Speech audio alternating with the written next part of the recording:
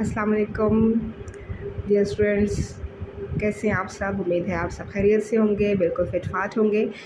तो स्टूडेंट्स, हम एक सीरीज़ स्टार्ट करने वाले हैं, एक लेक्चर्स की सीरीज़, जिसमें हम जनरल साइंस 8th की जनरल साइंस को हम कवर करेंगे।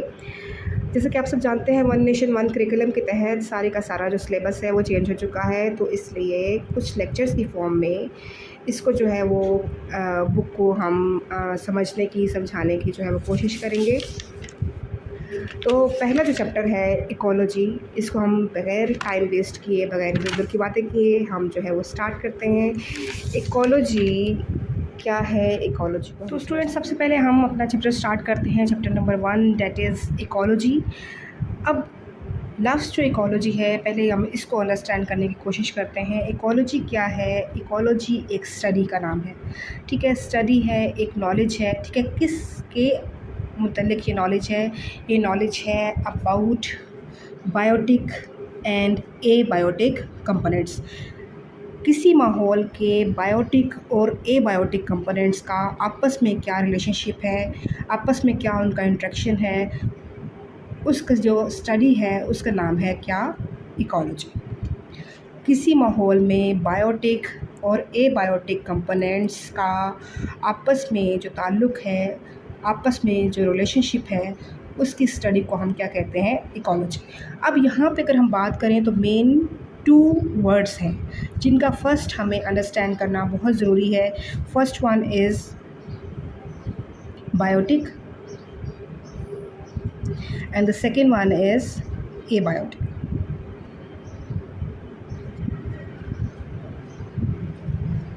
First one, biotic. Biotic means living things.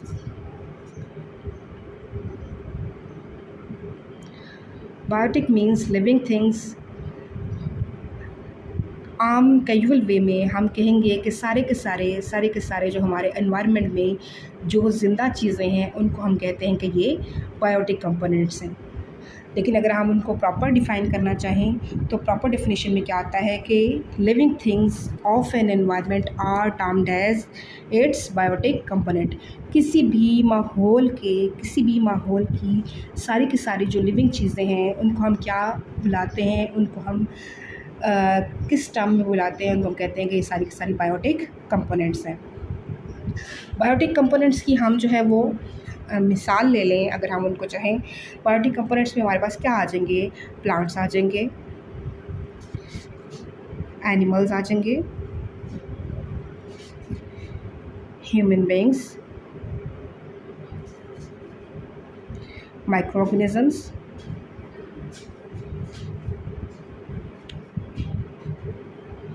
Means हर किस्म की जो लाइफ है, हर किस्म की लाइफ, ठीक है, जिसमें ज़िंदगी पाई जाती है, हर किस्म का जानदार जिसमें ज़िंदगी पाई जाती है, वो सारे के सारे किस में आएंगे? वो बायोटिक कंपोनेंट्स में आएंगे। अब हम आ जाते हैं एबायोटिक की तरफ कि एबायोटिक क्या चीज़ है। एबायोटिक बिल्कुल इसके अगेंस्ट वो चीज़ें जो नॉन लिविंग हैं, वो चीज़ें जिनमें लाइफ मौजूद नहीं है, ठीक है, वो चीज़ें जो कि ज़िंदा नहीं है, उनको हम क्या कहते हैं कि ये सारे के सारे माहौल के एबायोटिक कंपोनेंट्स हैं। इनको हम डिफ़ाइन कर लेते हैं। Non living things of the environment are termed as abiotic components. Non living things of the environment are called abiotic components. किसी भी माहौल की सारी बेजान चीज़ें जो हैं वो क्या कहलाएंगी? उसके एबायोटिक कंपोनेंट्स। अब हमारे पास इसकी मिसालें कौन कौन सी आ जाएंगी? सॉइल, वाटर, वुड, इसी तरह और बहुत सी मिसालें हैं जो हमारे पास नॉन लिविंग चीज़ें मौजूद हैं। अब इन्हीं बायोटिक और एबायोटिक के दरमियान जो रिलेशनशिप है उसकी स्टडी को हम क्या बोलते हैं? इकोलॉजी। ठीक हो गया यहाँ तक। नेक्स्ट एक और टर्म हमारे पास इस जगह पे अंडरस्टैंड करनी है हमने, और वो टर्म क्या है उसके बारे में हम बात करते हैं। वो टर्म है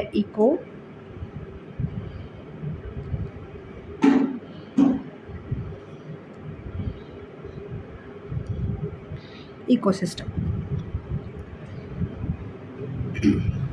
इकोसिस्टम को जब हम डिफ़ाइन करेंगे तो इकोसिस्टम क्या है? The system of interaction and interdependence between biotic and abiotic components of the environment is called ecosystem. System of interaction, किस तरह से बायोटिक और एबायोटिक जो कंपोनेंट्स हैं वो आपस में इंटरेक्ट करते हैं, एंड इंटरडिपेंडेंस, और इनके दरमियान क्या इंटरडिपेंडेंस मौजूद है, किस तरह से एक दूसरे के ऊपर डिपेंड करते हैं। ठीक है, किस तरह से जो बायोटिक कंपोनेंट्स हैं वो अपनी लिविंग के लिए, अपने आप को स्टेबल करने के लिए एबायोटिक कंपोनेंट्स पे डिपेंड करते हैं, और किस तरह से जो एबायोटिक कंपोनेंट्स हैं उनका दोबारा से रिन्यूअल जो है वो किस पे मुनहसर है? बायोटिक कंपोनेंट्स पे। इस चीज़ को हम जब स्टडी करते हैं माहौल में, ठीक है, तो वो क्या कहलाता है? वो इकोसिस्टम कहलाता है। ये जो सिस्टम है सारे का सारा, जिसमें एबायोटिक और बायोटिक कंपोनेंट्स का आपस में इंटरेक्शन होता है और एक दूसरे के ऊपर जो इंटरडिपेंडेंसी है वो होती है, इस सारे सिस्टम को हम क्या बोलते हैं? Eco system.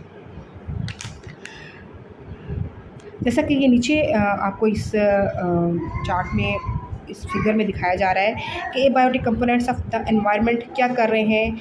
Biotic components of the environment के लिए ज़रूरी हैं, और biotic components of the environment जो है वो क्या कर रहे हैं? दोबारा से एबायोटिक कंपोनेंट्स को जो है वो, मतलब ये सर्कल जो है वो, एक साइकिल जो है वो ये चलता रहता है। ठीक है, ये दोनों ही जो है वो एक दूसरे के ऊपर इंटर डिपेंडेंट है। जैसे हम देख लें, अगर मिसाल देख लें अपने पास मौजूद गैसेस की, वो गैसेस बजाते खुद क्या है? नॉन लिविंग है, एबायोटिक कंपोनेंट है, लेकिन क्या है कि बायोटिक कंपोनेंट्स जो है उनको यूटिलाइज़ करते हैं। यूटिलाइज़ करने के बाद दोबारा से जो है वो फिर माहौल में आ जाती हैं, फिर माहौल से फिर अगेन उनको ऑर्गेनिज्म जो है यूटिलाइज़ करते हैं। मीन्स ये जो है वो एक सर्कल जो है वो चलता रहता है।